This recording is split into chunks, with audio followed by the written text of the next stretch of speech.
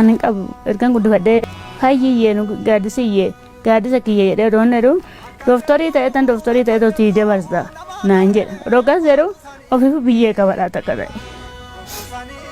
Otoo mucaan dhiiga tufu odoo dhiiga ol deebisu funyaanni fafaan otoo hanga gaafa lubbuun keessa Adeemulu maaliin jiraattu amma?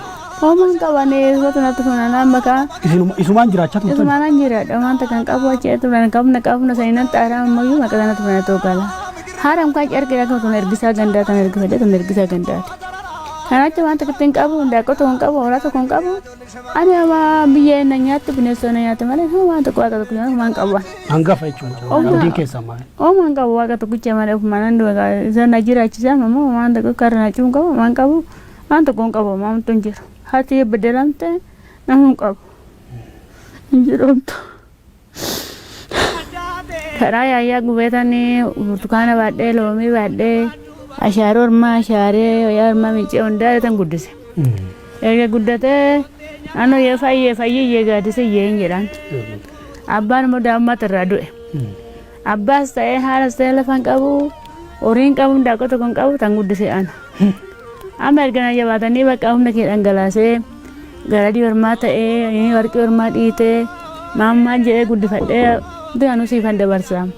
Deemaan rakkoo hin jiru jedhu qasiraa minama tana 150 hojjetee ishii buna su'annoo gartoo gurgudduufee natti gala.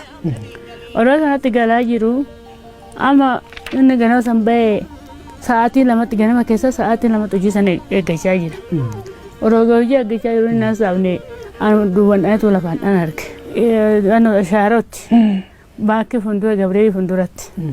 Ajjeesanii achitti qaxaqatanii irra deemanii afaan funyaan inni yaa'ee kanaan booda kotta irra deemanii maamarrimaasaa fincaan xoowaree homtu bakka kana inni bakka himaman tokko hin jiru. Kuni gaaf kam? Guyyaa caalsaa guyyaa sadii. Himbooti guyyaa sadii. Guyyaan reebame jechuudha. Guyyaa sadii.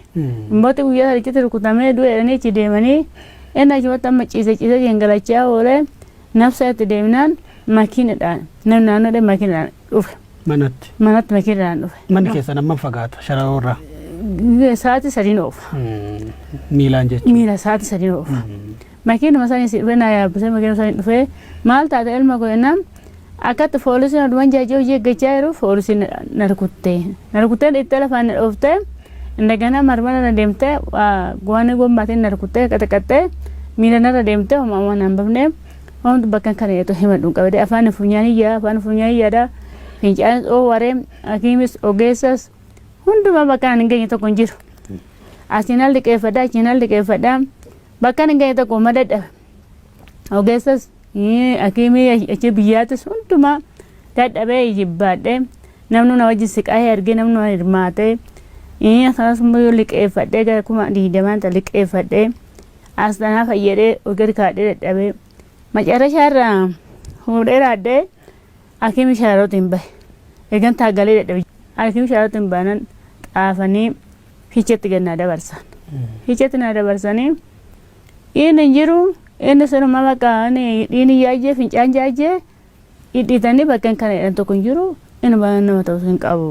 Minaal baata egaa dhaabna sinii dabarsinaa dhiini homtuyyuu dhiini yaajee dhiini hin jiru haati lama oon nafsa sinii eeguutti kaagaraatti birrii walitti gugguraa fuddaa tokko asitti biratti hafaa jedhan.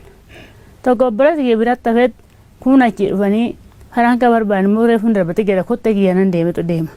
Naan ta'a bu'aatiin deemaan deemtu fiicheen dhoowwaranii dhuman deemee gargara waarii mana gahe. Gargara waarii mana gahee hinduun birrii fidaa kotta jedhan. Birrii maali? Birrii barbaada ammas birrii barbaada fidaa kotta Addis Ababaatti darbanii achitti xaafaniiru naan jedha. Eenyutu jedha? Warra achi biraa dhufe wajjin deemu tokko maatuma keessan keessa. Maatuma kiyya keessa asiraatu jedha. Amma jennaan dhuguma mostoof dabaadu natti wannaan lakkiin duune faraanga barbaadadhu. Amma faraanga sanaan orgeet kaadhee achi kaadhee ammas faraanga sanaan fuudha hoggaan jedhu anaa deemee qeessola tola waliin jennee ormas kaadhee namooti kaadhee na barbaadadhee anaa deemee qe'ee san ga'u hin boowwan. Fuuldura doonne qe'ee ga'een fuuldura du'aan qe'ee ga'e. Hospitaala gara manaatti deemee dawalan. Amma dawalanii hoggaa isaan dawalan isaan biraan ga'anii ogumaan qe'eetti dhiyaatee ga'u. Gaafni maa wal lolti jedha isaan beekatti jedha isaan ma bu'an tan nagaan hin dhageenye gana shararoora gara deema. Shararoo maaliif deemtan isin? Gana du'a wajjinan bahe. Hospitaala? Hospitaala bahetanii fiicheen naqannaa inna dhoowwara. Kotteedhaan deeme tokko amma sa'aatii sadiin oofaa kottumaan deemati kaa'ati deematu maqaeege. Hoggaan qa'ee garuu du'aattan gale. Isaan hospitaala fidanii jiran mana? Finne. Waree fidanii tirikii. Oduudhumatu dhufe? Oduu dhufe. Amma akkasumaan du'e. Amma guman argan ijoollee walloodhaan maa ilma kiyya du'e nan jedhuun kaadhee galee ilman goggogee akkata kananii addaanii ganaa birri liqeeffadhee birri san liqeeffadhee ma birri barbaadanii arreeffa sun ittiin ba'u dhabamee birri san liqeeffadhee dhaqanii hirbi natti ilmaatanii dhaqanii reeffa san achi dhaqanii aduu 26 fiicheedha baasa. 25 naqeet 26 fiicheedha bahe. 26 fiicheedhaan bahee amma sodanii dhufanii waan ittiin awwaalamu qabu amma soorratti funaananii raawwatanii aduu 26 manatti galchanii aduu 27 aniyyeetti dhaantiin awwaalus akkaataa sanuu dhabnaan hunduu natti hirmaatee garagara liqeeffatanii aduu 27 awwaallame. Addemulu maaliif poolisiin reebe mucaa keessa? Haaluma to'annoo xalaatan qabu hoomaan qabu yaaduu fotoon sun jedhamu hojii eeggatu hooluu jedhama dhiyoo duudhu hoomaan jedhee hin arrabsine hoomaan jenne ani hojii eeggatee taaja. Ani mana rukuteen argee ani hoomaan agarreen mana rukuteen argee runjaa ijoo hojii eeggachaa yeroo hiitatti malafaan na dha'ee ijoollee naqaxaqatee narra deeme. Marra na deeme bakkeen kana toyyee tokko hin jiru achumatti bakka dhabamee achumatti gaggabee suura faayii dhiinii na jedhama. Namni achi na haaree inni makiinadhaan gad dhufee odoo midhaan bishaan hin jedhin odoo dhiina afaan hin yaa'u amma qe'ee boolla ga'utti odoo dhiina afaan funyaan hin yaa'u dhiina funcaasaa dhiiga odoo afaan funyaan hin yaa'u akkatti ka'ee naaraa du'e. Poolisiin reebamu isumatti isinitti himate? Isumatti himate. Gurbichi manatti himate. Poolisiin ajjeese sumanna qaxaqqatee duullee foorusuman ajjeese balleessa tokkoon qabu haala hin assaamne yaadan jajja hojii eeggadha. Gabreelii fuulduratti maankii Gabreelii fuulduratti naan jedhe natti himate. Galatoma adde mulu mootummaadhaaf maal dhaamtu meesha? Mootummaan damee dhiiga daa'ima kiyyaa naa haaruu naa barbaadu jedha. Dhiiga daa'ima kiyyaa naa barbaadu ani homaan qabu dhiiga daa'ima kiyyaa naa haaruu jedha. Isaan barbaada. Ijoollee meeqa qabdu amma ijoolleen keessan umurii isaanii meeqa? Amma lama jira. Lamaan qabama. Tokko waggaa 14 tokko immoo waggaa 10. Lamaan qabama. Eenyutu isin jiraachisa amma kana booda? Abdiin keessan maali? Oomaan qabu waaqa tokkicha malee ofumaan isaan na jiraachisa ammoo waan tokko karra na cuun qabu waan qabu waan tokko hin qabu waan tokko hin jiru. Haati beddelamte nama hin qabu. Hin jiroomtu.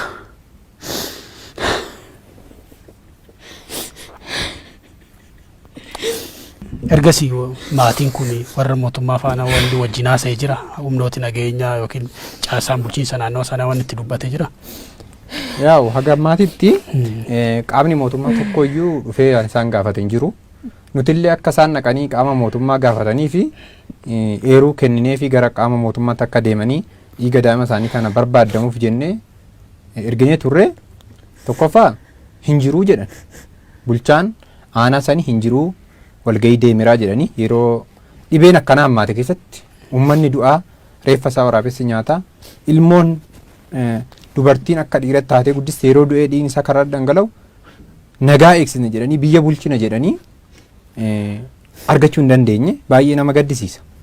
Ammaaliif jennaan inni guutumaan guututti biyyattiin garamitti akka deemtu na yaaddessaan. Dhugaa dubbanna taanaan uummata biyya kanaaf wanti naamu biyyattiin gara ce'umsaatti odoo hin taane gara ciccituutti deemaa jirti.